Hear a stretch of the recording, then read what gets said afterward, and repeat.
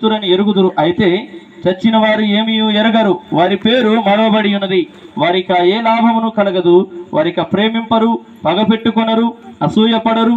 సూర్యుని కింద చెరుగు వాటిలో దేని యందును వారికి ఎప్పటికీ వంతు లేదు. దేవునికి స్తోత్రం. హల్లెలూయా. 10 నిమిషాలు దేవుని వాక్యాన్ని నేను ఒక 5 నిమిషాల్లోనే వాక్యాన్ని ముగిస్తాను. అయితే 5 నిమిషాలు మీరు జాగ్రత్తగా దేవుని వాక్యాన్ని వినాలని నేను కోరుతున్నాను. చిన్న ప్రార్థన చేసుకుంటాం. కళ్ళ నుంచి కళ్ళు మూసుకుందాం. చిన్న ప్రార్థన చేద్దాం. పరమా జీవము నాకు నివా, తిరిగి లేచెను నాతో నుండా, నిరంతరము నన్ను నడిపించును, మరల వచ్చి యేసుకొని పోవును. నిరంతరము నన్ను నడిపించును, మరల వచ్చి యేసుకొని పోవును. యేసు చాలును, హల్లెలూయా. యేసు చాలును, ఏ సమయమైనా ఏ స్థితికైనా నా జీవితములో యేసు చాలును. నరులెల్లరూ నన్ను విడచినను, శరీరము కుల్లి కృషించినను. నరులెల్లరూ నన్ను విడచినను, శరీరము కుల్లి కృషించినను. హరించినన్న ఐశ్వర్యము విరోధి వలె నన్ను విడచినను.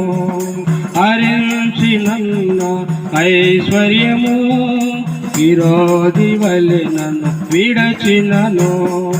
యేసు చాలును, హల్లెలూయా, హల్లెలూయా.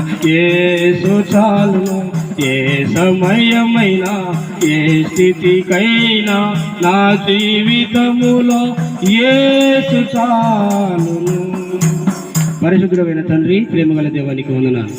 10 నిమిషాలు మీ వాక్యం ద్వారా ఈ యొక్క జ్ఞాపకార్థ కూడికలో మీరు తోడుగా ఉండి మాట్లాడండి. గతి కట్టించినటువంటి వారంలో మీ ప్రియదాసులు ఆయన ఎర్రగొండ రంగమోహన్ బట్టి నీకు స్తోత్రాలు. ఈ లోక యాత్రను ముగించుకొని అనేక సంవత్సరాలు జీవించి మంచి వృద్ధాప్యమందు మా ప్రభువా మీ సన్నిధికి వచ్చి ఉంది. మేమందరం ఒక రోజు ఈ యొక్క యాత్రలో రావాల్సిన వారమే, ఒకరోజు మేమందరం కూడా ఈ మార్గంలో వెళ్ళవలసిన వారమే. ఎవరు శాస్త్రంలో ఈ లోకంలో ఎవరు ఉండలేరు. అయితే బ్రతికినంత కాలం మా ప్రభువా మీ మీద భయభక్తులు కలిగి మీ మీద విశ్వాసంతో మంచి జీవితం జీవించే కృప మీరు అనుగ్రహించడానికి స్తోత్రాలు. మీ దాసరాలకి మంచి సాక్ష్యం ఇచ్చారు నాయన, నీకు స్తోత్రాలు. ఆయన మంచి ప్రవర్తనను, మంచి జీవితాన్ని మీరు అనుగ్రహించి మంచి వయసులో మీరు తీసుకుని పోయినందుకే నీకు స్తోత్రాలు. వారి కుటుంబాలను, వారి కుమారులను, కుమార్తెలను, రక్త సంబంధికులందరినీ మీరు దీవించి ఆదరించి వాక్యం ద్వారా మాతో మాట్లాడమని యేసు నామములో ప్రార్థన చేస్తున్నాను తండ్రి, ఆమేన్. మనం చదువుకున్న వాక్య భాగంలో ఈ భూమి కింద సూర్యుని కింద ఉన్నటువంటి ఈ భూ ప్రపంచంలో ఉన్నానా 5 నిమిషాలు. ఈ సూర్యుని కింద భూమి కింద ఒకటి దుఃఖకరమైనది ఏంటంటే మరణమే. అన్ని సంతోషకరమైనవి ఉంటాయి కానీ బహు దుఃఖకరము మరణమే. 90 ఏళ్ళు బ్రతికినా సరే ఇంకా బ్రతకాలని ఆశ ఉంటుంది. కాబట్టి 100 సంవత్సరాలు బ్రతికినా ఇంకా బ్రతకాలని ఆశ మానవునికి సహజంగానే ఉంటుంది. కానీ మరణము చాలా ప్రమాదకరమైంది, చాలా దుఃఖకరమైంది. అయితే 2 విషయాలు మీకు చెప్పాలని ఆశపడుతున్నాను. మొదటిది 5వ వచనంలో మనుషులతో కలిసిమెలిసి బ్రతకాలని అందరూ అనుకుంటారంట. చచ్చిపోయిన సింహము కంటే బ్రతికున్న కుక్క మేలు కదా. మీకు అర్థమవుతుంది కదా. చచ్చిపోయిన సింహం కంటే బ్రతికి ఉన్న కుక్క మేలు కదా. సింహాన్ని పోల్చాడు, కుక్కతో పోల్చాడు. ఈ 2 జంతువులే. కాకపోతే ఒకటి మాత్రం అడవికి రాజు, ఒకటి మాత్రము ఊర్లలో ఉంటుంది. కుక్క అంటే చాలా చిన్నది, చాలా హీనమైనది మనం అనుకుంటాం. కానీ ఈ రెండింటితో పోల్చినప్పుడు అది సింహము రాజులాగా బ్రతుకుతుంది, చాలా గంభీరంగా బ్రతుకుతుంది, దౌర్జన్యంగా బ్రతుకుతుంది. అయినా సరే చనిపోయిన సింహం కంటే బ్రతుకున్న కుక్క మేలు కదా అని చెప్తున్నాడు దేవుని వాక్యంలో. అంటే కుక్క అంటేనే అర్థమవుతుంది కదా మనకు, అది విశ్వాసానికి సాదృశ్యం. అంటే విశ్వాసం కలిగి బ్రతకాల మనిషిని, దేవుని మీద విశ్వాసం ఉండి బ్రతకాల, దేవుని నమ్ముకొని బ్రతకాల. నాకు ఆస్తిపాస్తులు ఉన్నాయి, నాకు అంతస్తులు ఉన్నాయంటే ఒకరోజు మనం ఏదో ఒక రోజున ఈ లోకాన్ని విడిచిపెట్టి శరీరము మట్లోకి వెళ్లాల్సిందే, ఏమీ పనికిరావు. కానీ దేవుని విశ్వాసం ఉండి నువ్వు చనిపోయినట్లయితే నువ్వు పరలోక రాజ్యానికి వెళతావు, అంటే మోక్షం వెళతావు, నరకానికి వెళ్ళకుండా. అది దాని అర్థం. తర్వాత మీరు చూస్తే కానీ 6వ వచనంలో బ్రతికి ఉండేవారు తాము చత్తురని ఎరుగుదురు, అంటే చచ్చిపోయిన వారికి ఏమి తెలియదు. ఇంకా ఏం చేయాలంట? మొదటిది వారి పేరు మరువబడి ఉన్నది. చనిపోయిన వాళ్ళ పేరు మరవబడి ఉన్నది. వారికి ఇంకా ఏ లాభమును కలగదు. వారికి ఈ లోకంలో ఏ లాభము కలగదు. ఇంకా ప్రేమింపరు, వారికి ప్రేమించలేరు, పగబెట్టుకోలేరు, అసూయపడరు. సూర్యుని కింద చెరుగు వాటిలో వారికి ఏ వంతు భాగం కూడా లేదు. చాలా మంది ఏమనుకుంటారంటే చనిపోయిన వాళ్ళు ఇంకా మళ్ళీ దయల్లాగా కనపడతారేమో, కళల్లో వస్తారేమో, లేకపోతే మమ్మల్ని పీడిస్తారేమో అనుకుంటారు. కానీ ఈ ప్రపంచంలో చనిపోయిన వాళ్ళు దయాలుగా మారే అవకాశము లేదు. మరి దయాలు ఉన్నాయి కదా, దయాలు పడుతుంటాయి కదా అంటే ఆమె పేరు మీద అపవాది మీలో విశ్వాసం లేదు కాబట్టి, మీరు బలహీనులు కాబట్టి వాళ్ళ పేరు మీద మిమ్మల్ని ఇబ్బంది పెడుతుంటాడు తప్ప దేవుని మీద విశ్వాసం ఉంచిగాన మీరు చనిపోతే ఏముండదంట, వారు అసూయపడరు. అంటే చనిపోయిన వాళ్ళకి అసూయ ఉండదు. ఇక నా కొడుకు నన్ను ఇబ్బంది పెట్టినాడు, వాడిని ఇబ్బంది పెట్టాలనే వాళ్ళకు ఉండదు. నా కోడలను ఇబ్బంది పెట్టింది, లేకపోతే నా కోడలను బాగా చూసుకున్నది, వాళ్ళని బాగా చూసుకోవాలా, ఇవేం ఉండవు, ఇవేం గుర్తుండవు వాళ్ళకి. వారు మరవబడి ఉన్నారంట వారి పేరు.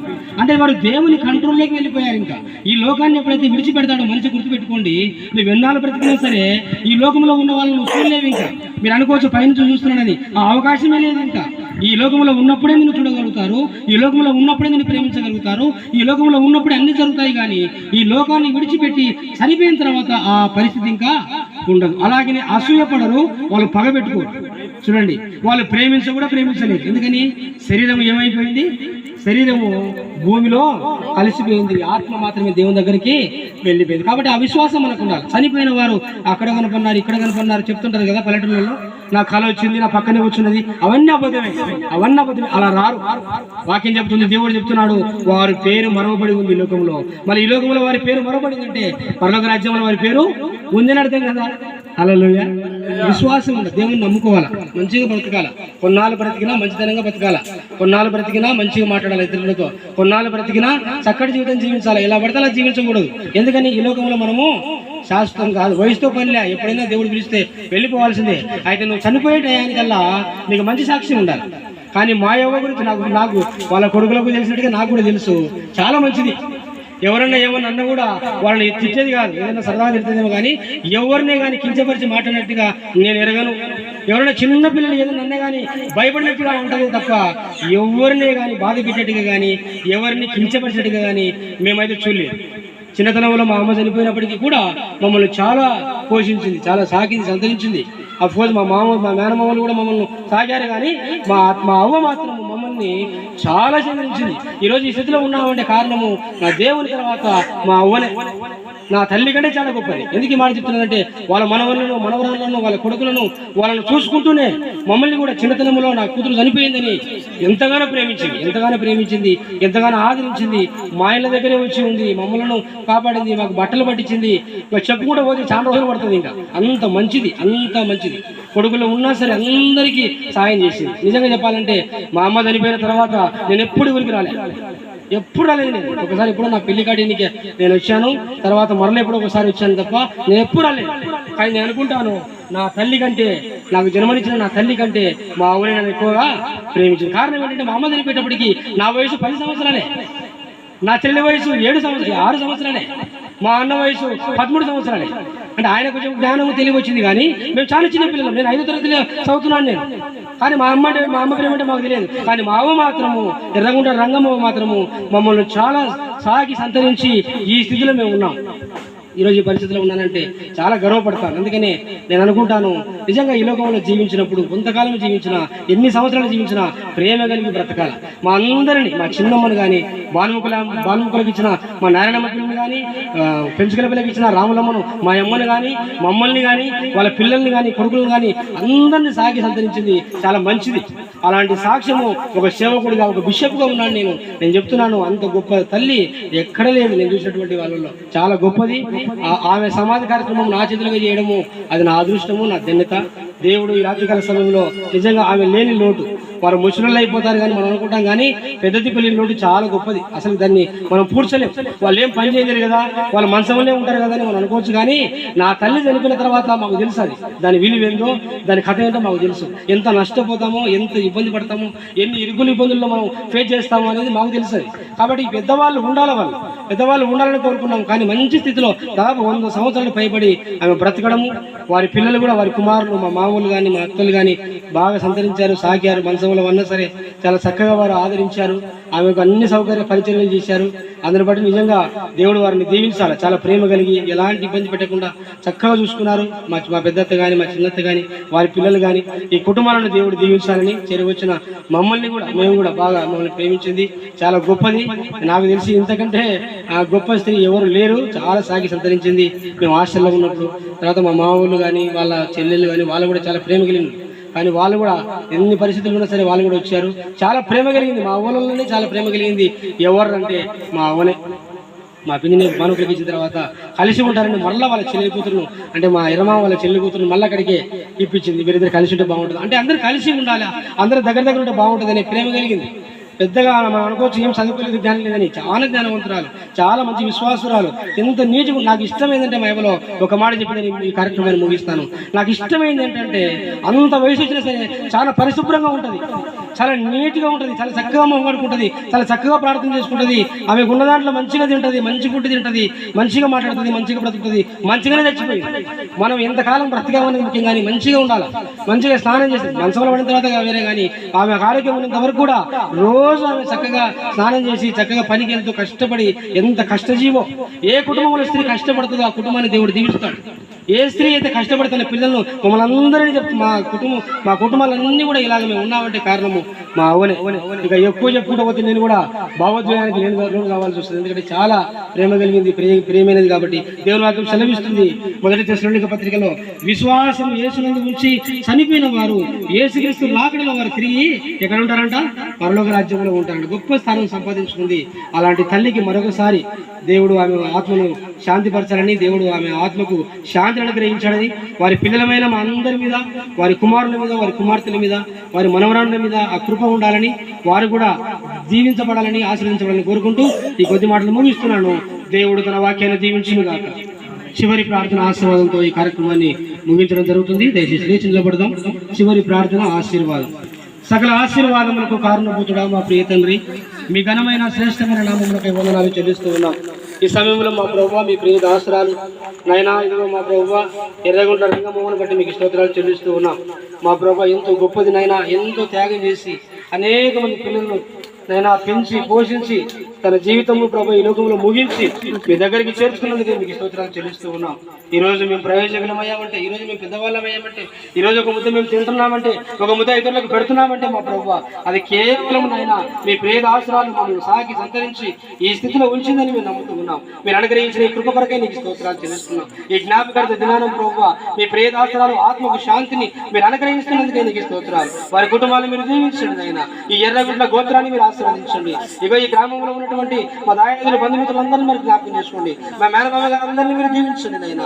మా అత్తగారిని దీవించండి, వారి పిల్లలను దీవించండి, వారి పిల్లలను దీవించండి ప్రభువా. వీరందరూ మా ప్రభువా మిమ్మల్ని నమ్ముకొని మీ మీద విశ్వాసం ఉంచి వారి వారి పనుల్లో ముందుకు సాగే బాధ్యత వారికి అనుగ్రహించండి.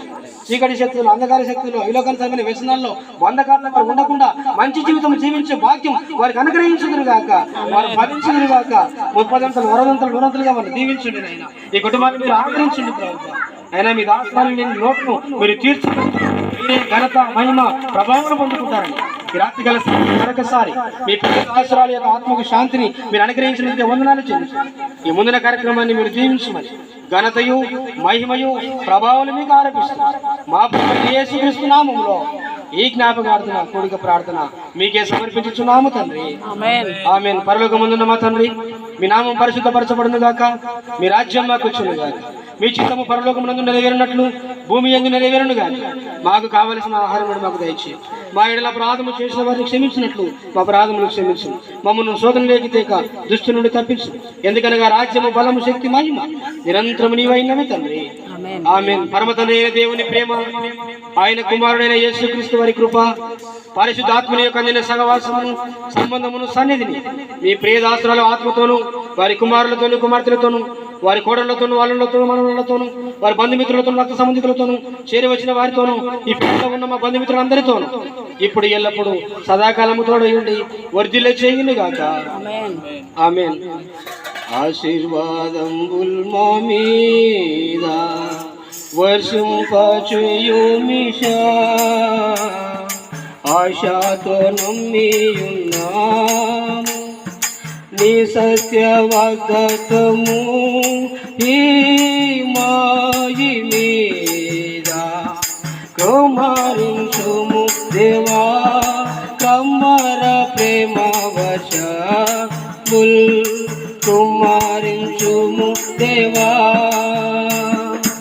ఆమేన్. దైవ కృప ఇప్పుడు ఎల్లప్పుడూ మీతోను మాతోను సకల పరిస్థితులతోనూ ఈ గ్రామముతోనూ మన బంధుమిత్రులందరితోనూ సదాకాలము తోడైండి వర్ధిల్ల చేయును గాక ఆమేన్. మీ అందరికీ వందనాలు. ఈ గుడికి